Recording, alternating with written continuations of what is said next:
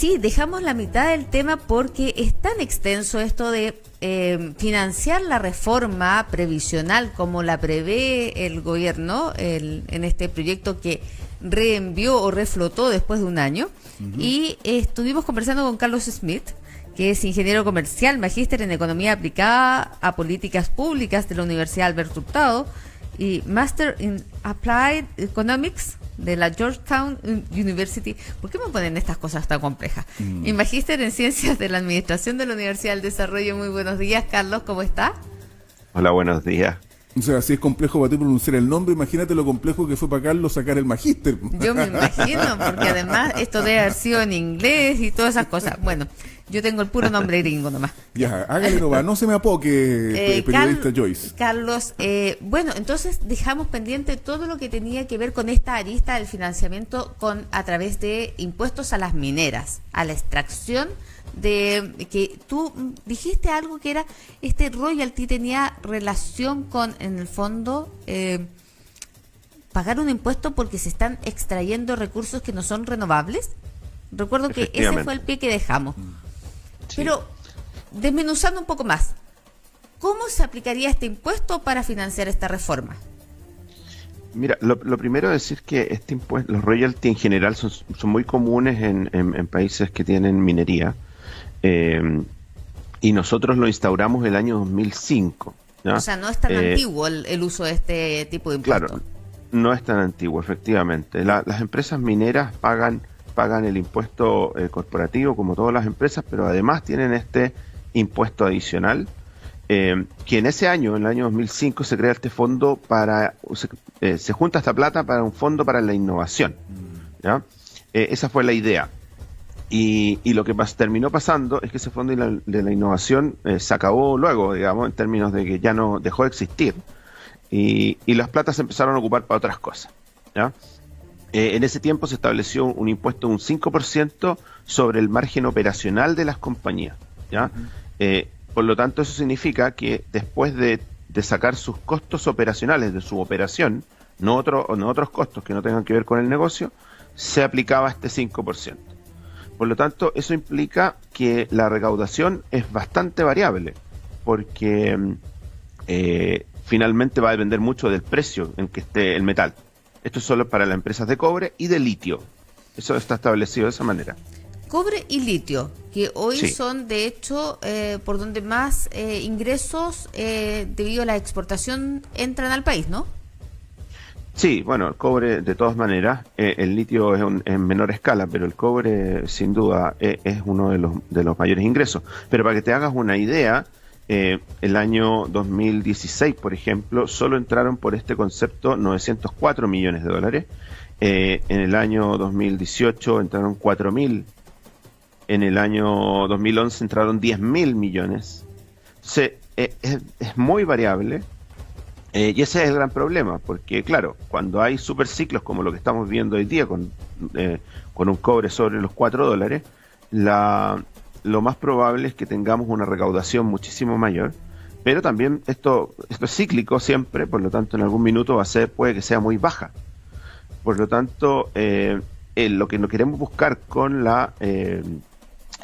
para financiar esta reforma que hablábamos ayer, ¿no es cierto?, de 4.500 millones de dólares, necesitamos que los ingresos sean permanentes, porque ¿qué vamos a hacer cuando, no sé, si recaudamos 4.000, si recaudamos 5.000 o 2.000 más, por ejemplo, en este superciclo del cobre, pero que después baje el precio y recaudemos solo 1.000? Entonces la diferencia, como el otro es un gasto permanente, vamos a tener que sacarla de alguna parte, y eso puede ser deuda eventualmente. Entonces hay que tener ojo con eso, digamos. ¿Y cuál es el problema, aparte de esta variabilidad del ingreso que tiene el royalty? ¿Por qué la gente,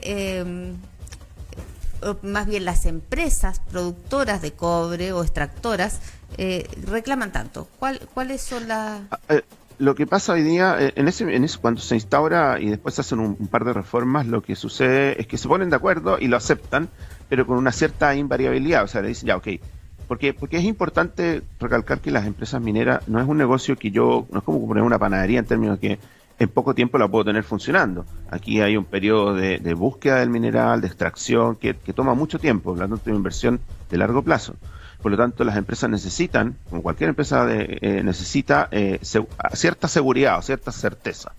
Y lo que se hizo fue, ok, modificamos esto, después se subió ese porcentaje, se hizo variable, con una variabilidad mayor. De hecho, hoy día las empresas están pagando sobre el 5%, pero le dijeron los vamos a dejar por una cierta cantidad de años, que no lo vamos a cambiar. De hecho, algunas de las empresas que más aportan, como Collahuasi, la invariabilidad de ese impuesto termina el 2023 en promedio. Todavía les queda. O sea, cualquier cambio para ellos va a ser a partir del 2024. De la fecha en que se acaba su invariabilidad. Ahora, ¿cuál es el problema que están viendo ellos hoy día? En que el proyecto que se ingresó el 2008 lo que hace es cobrar un 3%, pero sobre las ventas, no sobre el resultado del negocio. Por lo tanto, si yo tengo un cobre muy barato y vendo igual, ¿cierto? Me van a cobrar sobre la venta, no cuando yo le saco los costos. Por lo tanto, lo que puede pasar, y eso es lo que ellos argumentan, es que eventualmente tengan que endeudarse para pagar esto.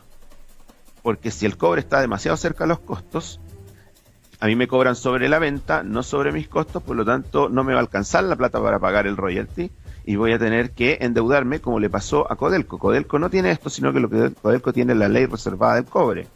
Claro. Eso significa que ellos pagan un 10% de las ventas al Estado.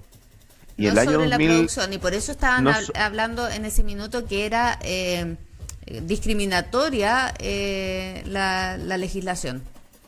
Claro, y el Codelco el año 2016 tuvo que endeudarse, porque el precio estaba tan bajo que finalmente para pagar ese 10% de las ventas, Codelco tuvo que endeudarse para poderle pagar al fisco, como empresa.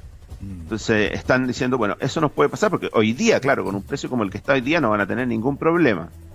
El problema va a ser más en el futuro, que de seguro esto va a bajar porque la economía es cíclica, digamos. Por lo tanto, el día que los chinos no anden muy bien, eso mismo. No va a pasar la cuenta, digamos. Claro, cuando ese es el argumento. Nuestro poder comprador, que es este gran gigante asiático China, esté a la baja, no nos va a ir tan bien. Claro. Bueno, ahora nos ha quedado mucho más claro. Entonces, exige esta reforma buscar otra fuente de financiamiento como la que hablábamos ayer de la eliminación de la renta presunta para tener una fuente de financiamiento más permanente. Muchas gracias, Carlos, una vez más por habernos aclarado estos conceptos que están detrás de las noticias. No, de nada. Muy buenos días, Carlos Schmidt. Muchas gracias nuevamente. Que estén bien. Gracias. Chao. Adiós.